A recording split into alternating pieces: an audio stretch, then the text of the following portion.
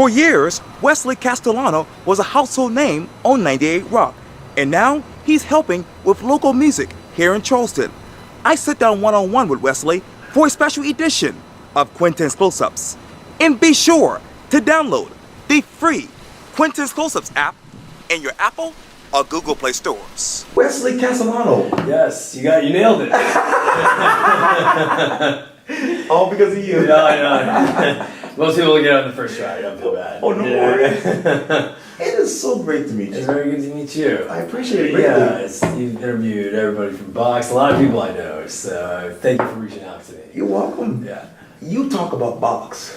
Oh, yeah. Man. As we sit here right now, what memories play in your mind about your icon, your friend, your mentor?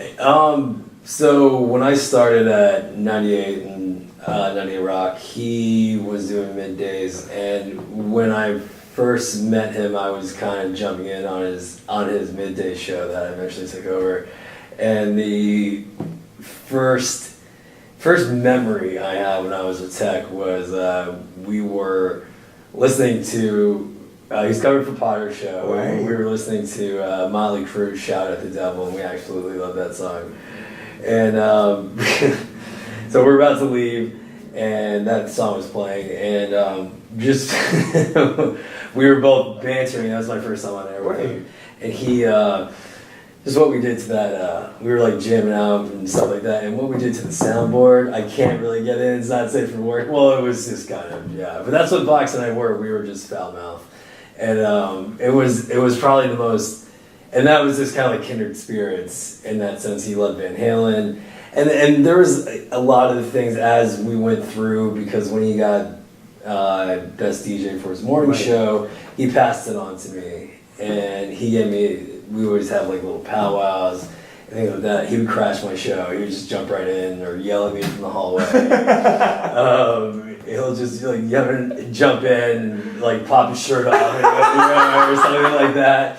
When Van Halen would play and he would just come in, and I would just yell at him across the room. So he'll just go like, "I love your hair," and I'm like, "Buck, shut up." So it was definitely, and then he taught me how to interview, be more personable.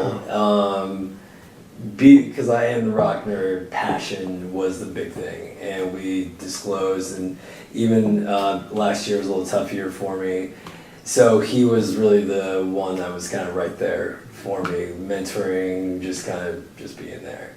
And we've done everything, co-hosted shows together, be MCs. Right. What he was really good at was, because he had that gift of gab, and he was really, really fast. And I could do that too, but I can't get on that level. And so he'd be like, "Oh, let's pass it off to Wes," and he'd just say something, and I just drew a blank. And I'm like, "Oh, thanks, Box." Yes. So, but he's just taught me a lot. And Potter did too. It was like it was a good blend. But we always said Potter was the goofball. No offense, Potter. Potter, you said that, okay? But me and Box were the nerd. Like the rock guys, we try to live the lifestyle. We were the ones with all the tattoos and all that stuff. So, and then towards the end, like this year, after he left, we spent a lot of time just playing music together and just like hanging out, just kind of what's going on next. So there was just a lot to it, just the everyday stuff. And then we started doing commercials together, production. He taught me how to do that, and voiceover acting and stuff like that. So he passed off responsibilities to me to do it. So he was really trying to get me to be able to jack of all trades, not just a DJ. So he did a lot for me over those 6 years. 6 years. Yeah, and then because he's been doing it for so long, but if it wasn't for him, I wouldn't be able to keep climbing that level. So, and especially in our 90s nooner, when we sit there, we're supposed to talk about like a Slayer song.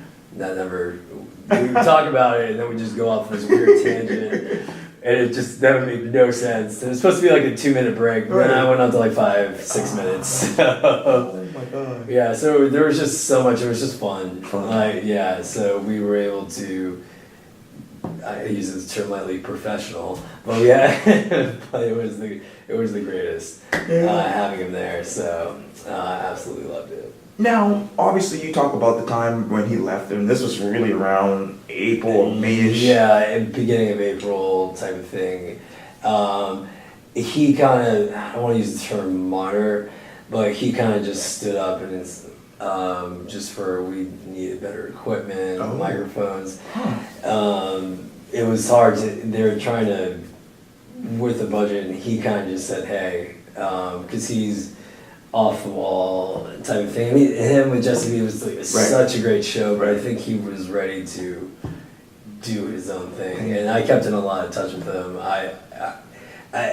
He went out on a kind of interesting term, was really shocked, but he came up with a great idea and trying that local scene, and then I kept in really good touch with him as well. It was a shock, and it just got a lot less quiet in there. So yeah, and I'm not trying to slander things, but I kept pretty quiet when they let me go, when they let Potter go.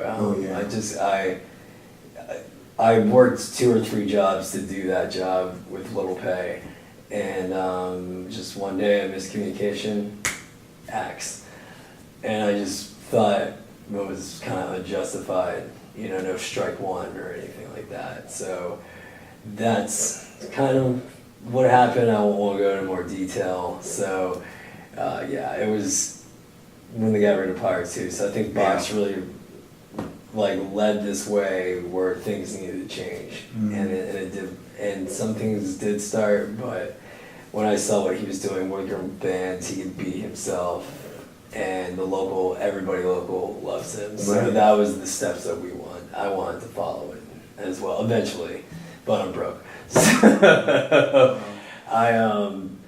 so there was this respect, as in you're doing what you want to do, and podcasts are hard to really get listeners and traction and things like that, but he did a lot in 1 month, so it was really cool. So, and that, I guess, leading into it is I'm trying to carry on the torch, not replacing Box, but helping out local bands. We've talked to Ohm Radio, podcasts, and something I really wanted to stress is, because the big thing was help for mental health, and I'm seeking therapy and just to try to get mental toughness. I talk to his mom, his sister, his best friend at least once a week, and just trying to, so we call it freesoapbox.com, and what we wanted to really do, and we have Tyler Boone, we have Katie Redford, who was a sales rep at the station, and Lindsay Rochelle. We wanted people who were survivors, domestic violence, PTSD, so everybody just wants somebody to listen. And I keep stressing, we're not psychologists, but we'll just kind of let people tell their story, and just have this, and have links to how can you help, things like that. So that's the passion project as well. So we're trying to turn this negative into the positive. So that's kind of what's happening right now. And you talk about that podcast. When I interviewed Box the last time, this was I believe right before Memorial Day, something like that. Yeah. He was on the road. He was getting the sponsors. People were listening. And then obviously, unfortunately, he passed away in July. Yeah. Where were you emotionally with that? So in this 6-week period, I lost a job, car, cat, grandmother, and then Box passed away, and that was within a matter of 6 weeks. So when I was out in Texas, I was moving out there, and it hit me psychologically really, really hard. And I'm still trying to process it. It's kind of suppressed, but it needs to be talked about. And I kind of keep being an advocate of psychological health, and I'm not afraid to admit it because I can feel myself getting better. But it's not about me, but it was a shock, and it was still just I can't believe it. It's not real to me because I saw him. I did an interview with him a few days before he passed away, and I still had the voicemail he left me. And I put it in Google Drive, emailed it to myself, and I still listen to it. It was the sweetest voicemail, and it just got me even teared up. So that's it. It's been tough, and that's why a lot of us, especially Tyler, and we don't want to let that memory die. So especially helping out the local scene and being part of the Charleston community. So it's been a little crazy, and we don't want to get that mentally strong and talk about it rather than it getting the outlet, coming out at the wrong time. So I just wish that he could have reached out, and it was tough for sure. And I know you talk about the local scene. What is the state of the local music scene in your mind? So when we were doing Battle of the Bands, I got to meet a lot of great bands, and we were going to do a local show. When the Music Confab started coming here, it's getting bigger and bigger, and I started saying it's about to become the Austin, Texas, because they have South by Southwest. It started to become bigger, so I go so bold of I want this to be the new Austin, because what South by used to be was the same thing, panels from the music industry, and people would play. Now it's not that. But this is what they're doing, and the scene's just really good because everybody from alternative, there's a lot of great, if you're hard rock, you're seeing a lot of venues. Cali Knight is from Night, he does a lot, Tyler does a lot, Sarah, and I'm keeping a lot of contact with them. So it's growing, and it's actually really good. We got they have Rock the Rescue coming out, and I blocked out a lot of my schedule because there's like 14 venues and so many bands. So I really wanted, that's where it's kind of like, I came up with the idea to push the local scene because it is that good. Yeah. And it's awesome, and that's what Box was all about, and I never really got a chance to dive into that. So, and I keep in touch with everybody, and even though I'm not on FM, but again, like people want to know about the scene. Like even bands just get excited just to get interviewed. And we just try to push, and I just wanted to push that too. So I mean, a lot of great bands, they keep in touch with me, send me demos, and I'm like, all right, well I got to do something with it. Yeah. And you talk about the FM. As we sit here right now, what is the future of radio in your mind? I think so. Radio is always going to be around. Number one, it's free, so that's always a good thing. If there's an emergency, road closures, people go to radio. It will always be around. It's definitely shrunk for sure. You used to have, like in the 70s, it was the big thing. I think though that a lot of labels and how do you get that new music?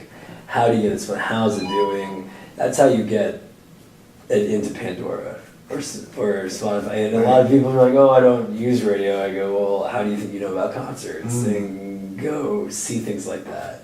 I think radio, the one thing about podcasts is there's just so many. Yeah. There's a lot. Like mine. Yeah, I know. Yours is good. It's not a bad thing because everybody gets an outlet. Right. But I think it's always going to be around. I wish it was back to where we were kind of the source, and I was really big into what do you want to hear and would fit into a format. But I think if you don't have corporate backing, they let you. We did it, and so money was always a little tight. And hopefully that expands. And I wish the best, but yeah, it's kind of branching out, doing your own thing. It kind of seems to be the way to go. So, what is on your playlist right now? My playlist is always going to be my favorite band. Hell yeah.